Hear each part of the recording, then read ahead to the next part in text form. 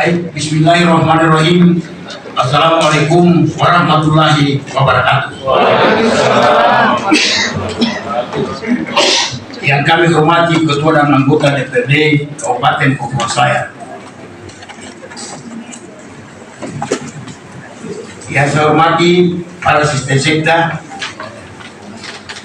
yang saya hormati para kepala PPD lingkup pemerintah Kabupaten Kepulauan Selayar, yang saya hormati para akademisi, yang saya hormati para pimpinan instansi vertikal, yang saya hormati para pimpinan BUMN, BUMD, yang saya hormati para camat se-Kabupaten Kepulauan Selayar, yang saya hormati para lurah se-Kabupaten Kepulauan Selayar, para pimpinan organisasi pemuda, organisasi wanita, dan organisasi profesi. Yang saya hormati para tokoh agama, tokoh masyarakat, tokoh adat, dan yang saya hormati perwakilan dari kelompok PKS, Pemerlu Pelayanan Kesejahteraan Sosial, serta seluruh hadirin yang saya hormati pula.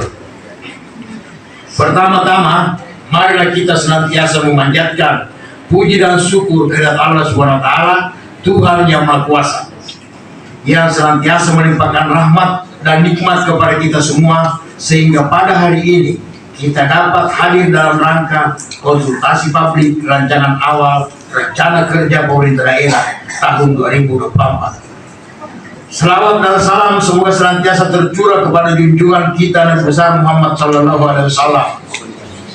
Semoga keselamatan dan kebahagiaan juga senantiasa tercurah kepada kita semua.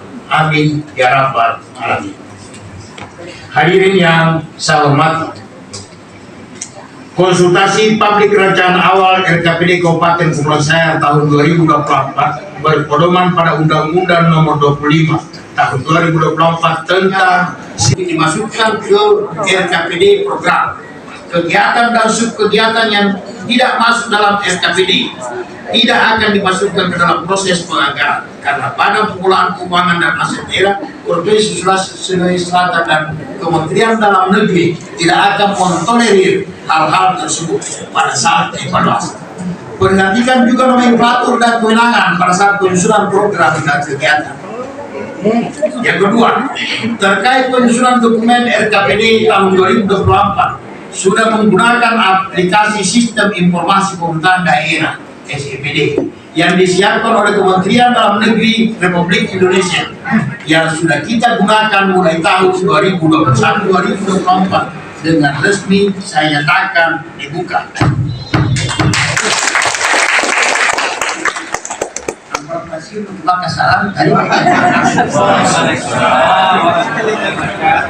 Wakil Bupati Kepulauan Selayar Haji Saiful Arif Desa.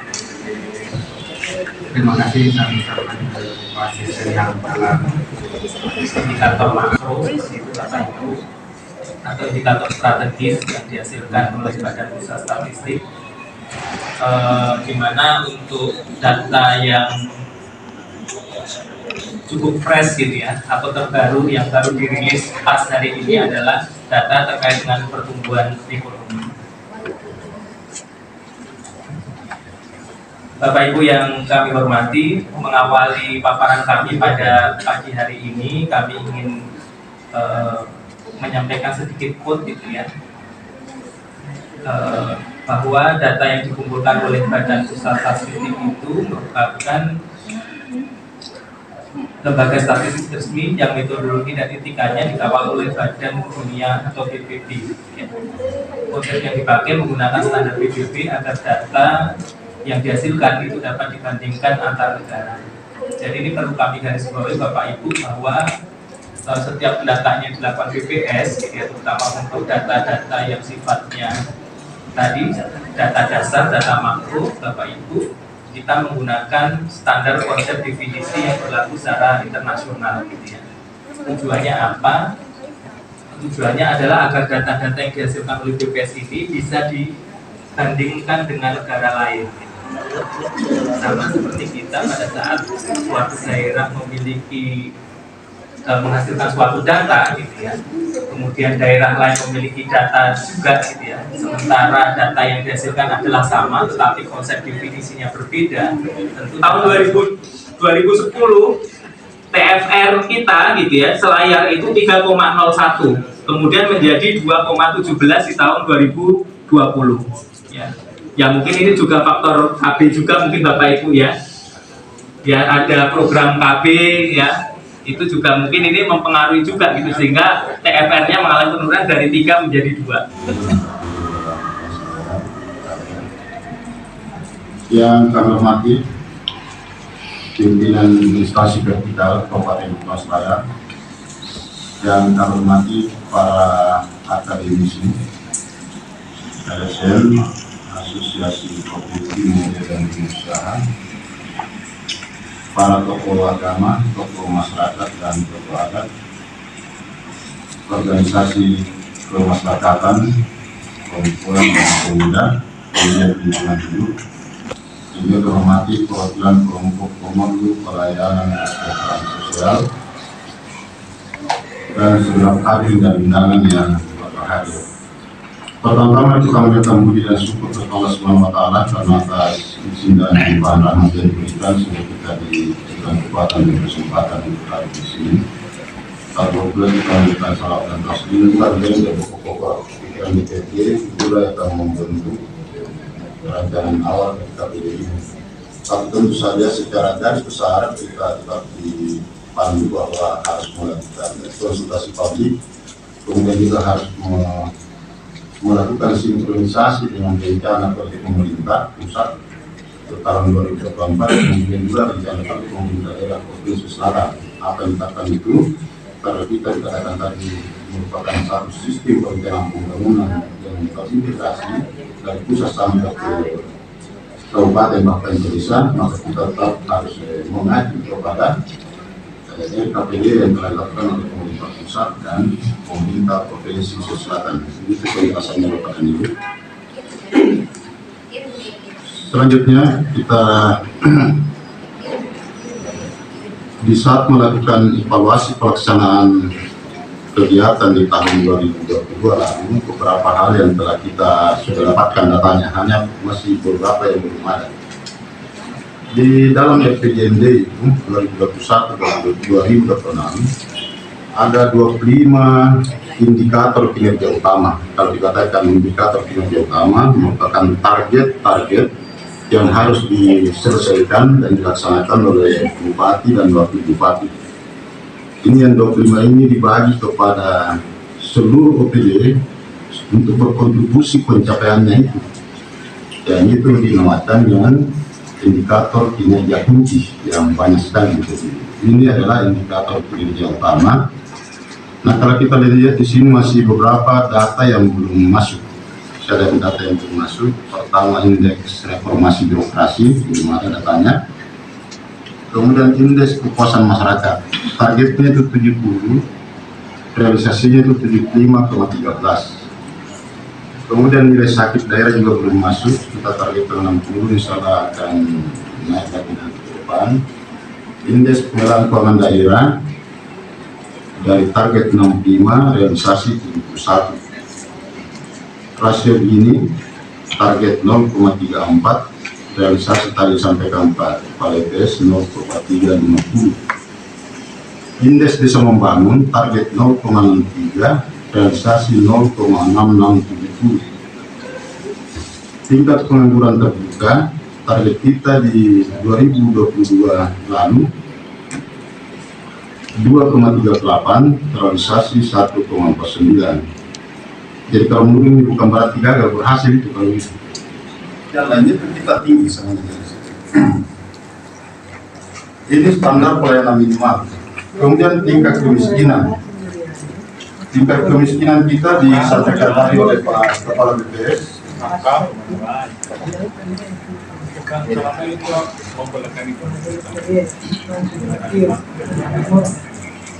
Oh, dia tingkat kemiskinan 12,24.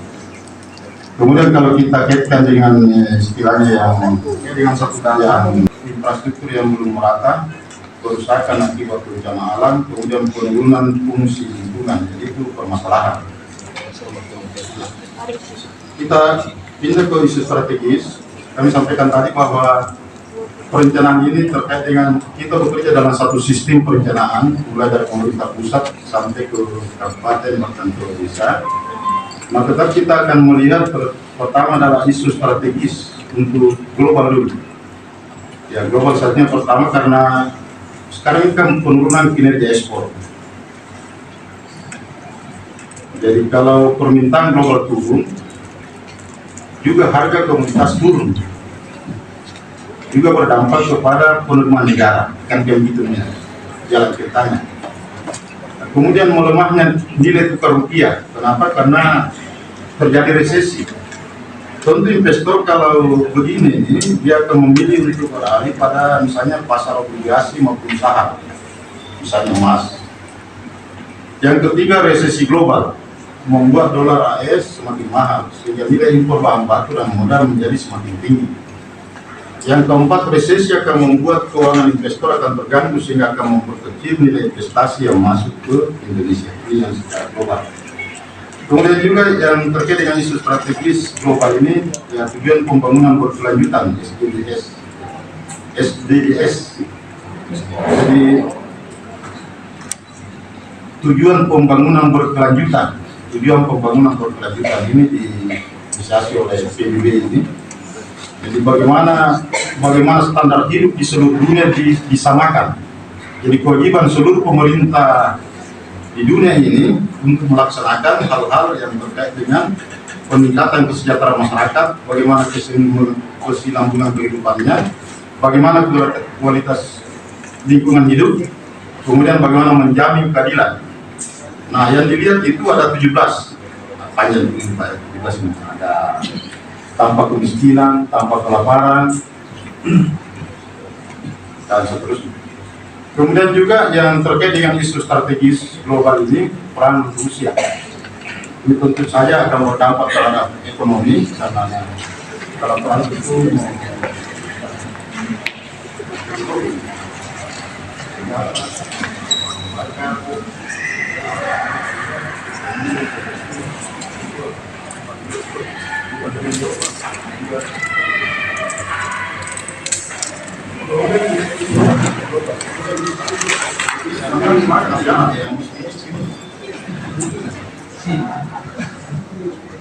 tanpa bisa belajar kita di sini istri terlihat mengenai sila kedua bagi atas kedua ya pakai buat misalnya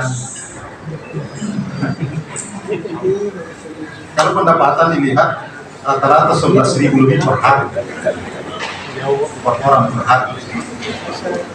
Ya mungkin ada sesuatu ini harus di program berdepan 2024 katanya harus dijalankan. Kemudian juga tentu pemilihan masyarakat dengan dana yang terbatas dengan istilahnya mandatori dari pemerintah pusat. Kami gambarkan ini sedang gambarkan tahun 2023 ini mandatori pusat itu pendidikan, kesehatan 290 miliar. Kesehatan, baik rumah sakit maupun dinas termasuk BPJS itu 307 miliar. Kemudian tambah misalnya BU 107 miliar itu sudah 300 miliar lebih. Baru 3 urusan pemerintahan. Yang 29 urusan pemerintahan lainnya itu karena APBD kita kan hanya 1,1 triliun. Jadi 400 seluruhnya ngasih kembali pakai aja. Jadi mandatori, maksudnya mandatori harus dilaksanakan, tidak boleh tidak. Jadi evaluasi menjadi tanpa dilaksanakan ini. Tahun di belakang ini kita melaksanakan pemilihan umum serentak, utamanya pilkada. Pasti akan kalau jalan saja komisi itu 1 kilometer itu 1,5 miliar. Tetap sekarang kalau ditambah lagi. Rata-rata kita samping jalan yang baru adalah bagaimana perbaikan jalan yang banyak yang besar. Kemudian juga kelestarian lingkungan dan mitigasi bencana. Juga yang menjadi isu strategis kita. Yang bencana, ya, siapa yang pernah lagi mau memprediksi bahwa di Kecamatan Pasir Pasirlandia terjadi bencana, walaupun semuanya tampak dari NTT, tapi kita yang terdampak dengan NTT. Jelas itu kita akan harus sikap. Termasuk dia saat ini yang sudah sangat banyak dan selalu kita mengatakan sampah kiriman plastik. Jadi barangkali bagaimana disikapi, kemudian bagaimana dimanfaatkan sampah plastik.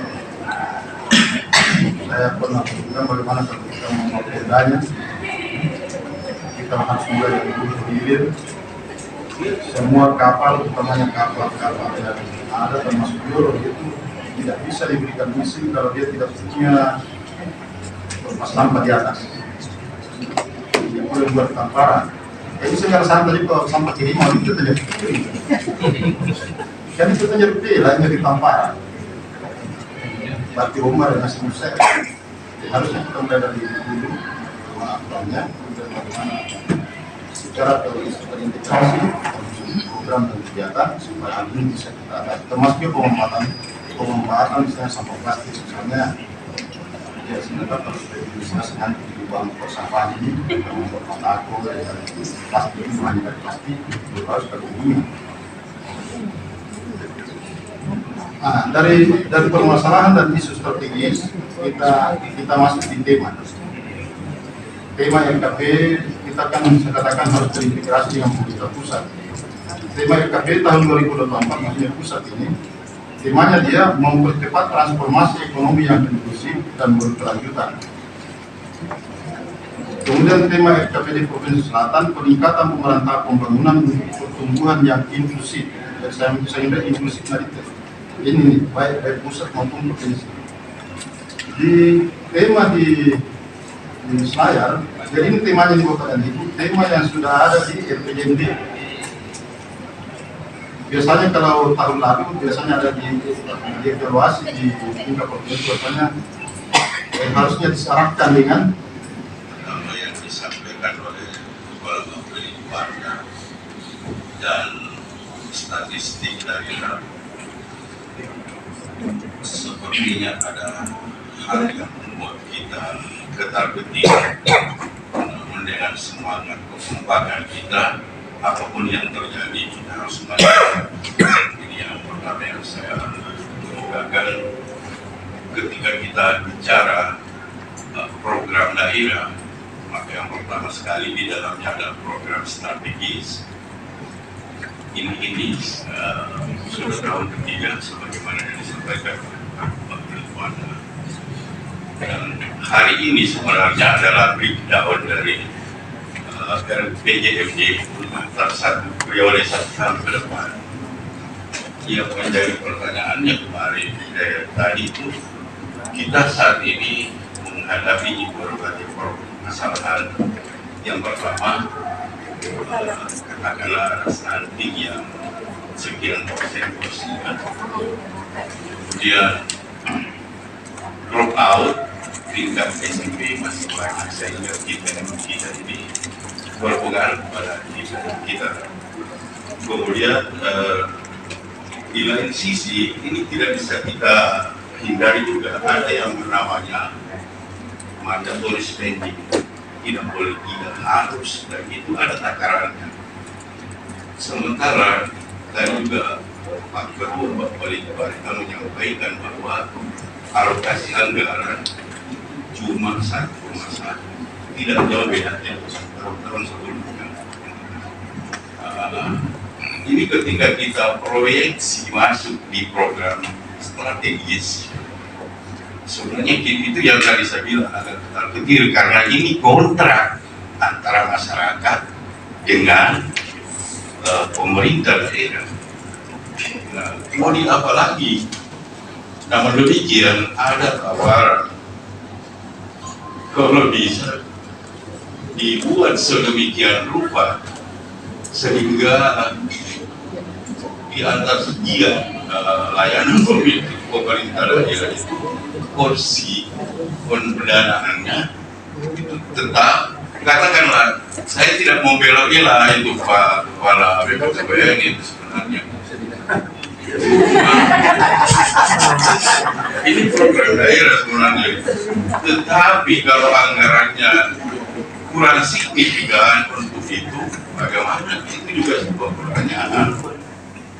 Penyusunan rancangan awal RKPD tahun 2023 saya nyatakan ditutup dengan resmi. Terima kasih Pak Asisten untuk banyak.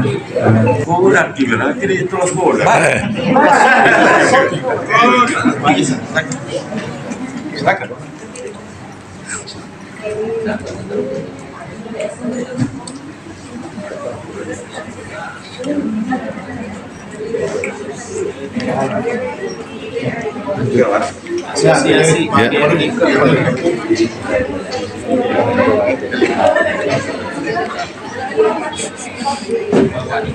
Wira Arsa.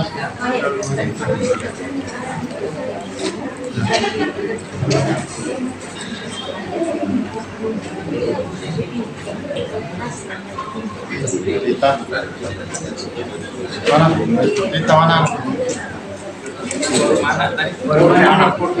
Mana?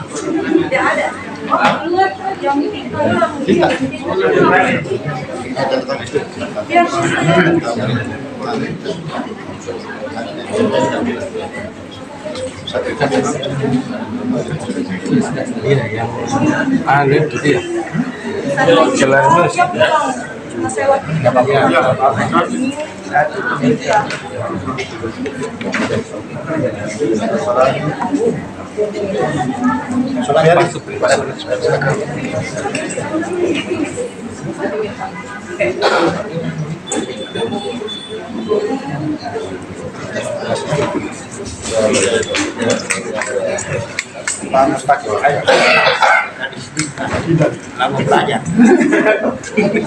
Belajar ya, kasih tinggal keras.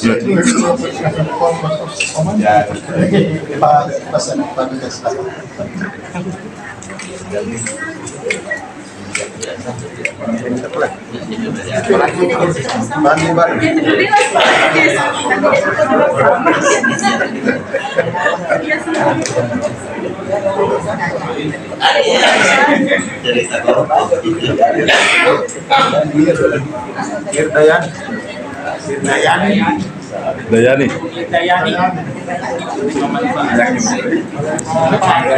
Ibu Indayani. Sudah nanti dinilai. Oke, nanti dinilai. Itulah kode bersama. Ya. Kode bersama. Dari Tom Pirolo. Itu dulu berkuda. Iya, masuk Pak. 1, 2, iya. Di YouTube kita. Iya, masuk.